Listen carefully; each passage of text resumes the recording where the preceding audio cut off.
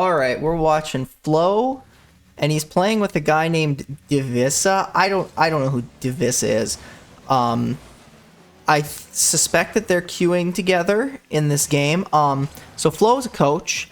I don't know who he coaches. I see him around a lot though. And just like that, they score. That's just too fast. I want to watch that again because I wasn't even paying attention to the game yet. So Divisa, and it's just a good. It's just a smart 50. I don't know if that's a good 50 by Divisa or a terrible play by the defense. I do suspect this will be a lopsided game. What we are looking at here is two professionals versus two guys that are not professionals. And I say guys, I don't know. But yeah, so I suspect that we're looking at a lopsided game here. But you never know. You also never know, like, sometimes a pro isn't necessarily a full-time player. Oh, I don't know if he went for that or if that was supposed to be a fake. Like, did he whiff that or was that a fake? It's hard to say. One of the things you notice when you watch guys that are, like, more intentional, like the coaches and stuff. Oh, that's unfortunate. I don't think Divisa thought that was gonna... I don't think Divisa thought that was gonna hit the post. Oh, maybe he did. Maybe it was just a misread of the angle. When you watch these coaches, like, dude, their pad, like, their boost efficiency and their pad pickups are crazy. Oh, that's really too bad. Oh, and they might not actually score there. Wow. Yeah, like, one of the things I've noticed watching coaches, and the reason I like them is because, like, they're often... The coaches aren't usually the guys that are insanely mechy. That was nice. That was nice. But they're more aware. They're in the right place. They're really efficient with the way they play typically, right? That's why they're teaching people and not the one out playing, because that's just, you know, that's who they are. Sorry, I just got a text. Oh.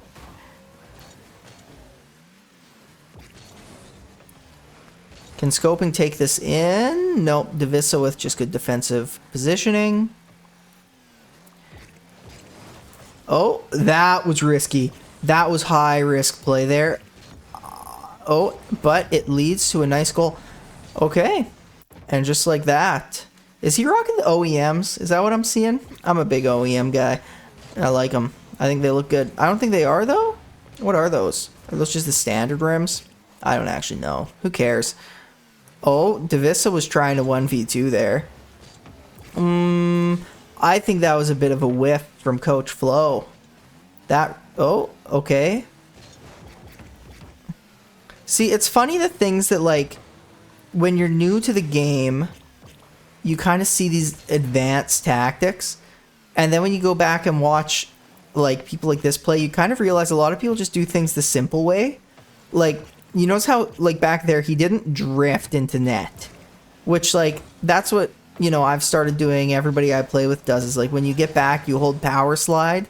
And you power slide right into the net in position. But it's like, yeah, he just drives up the back, chills, turns around. It kind of gives him more options. I think it's less readable, because once you're power sliding, you're a little bit locked in. Oh, does he get the shot there? Oh, but Divisa is in a good position.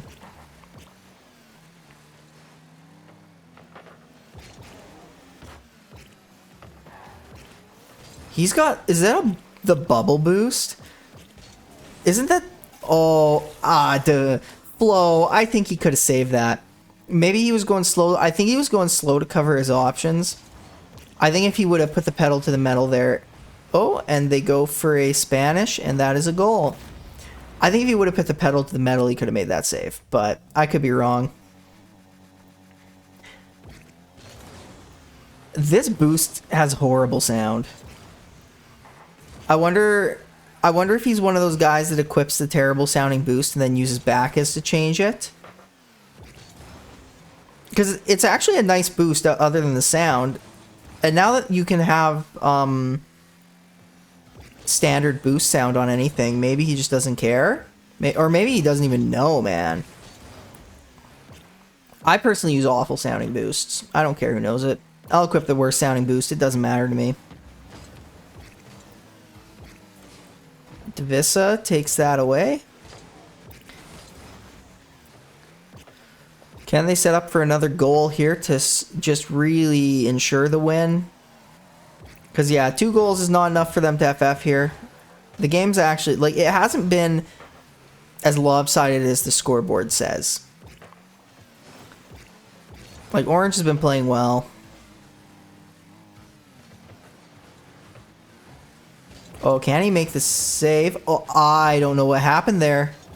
That was a little weird. I almost think maybe they tried to fake just because they knew he was going to make the save. Okay. Oh, scoping. This is risky. Does he get it? He does not. Strong defense from scoping, actually.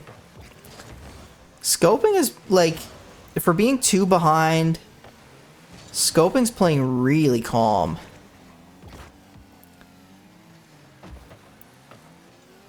Like, I don't know, almost too calm. I do think there's something in Rocket League to, like, when you're behind, like, when you're ahead, like, pressuring as hard as you can for goals and stuff and panicking doesn't make sense.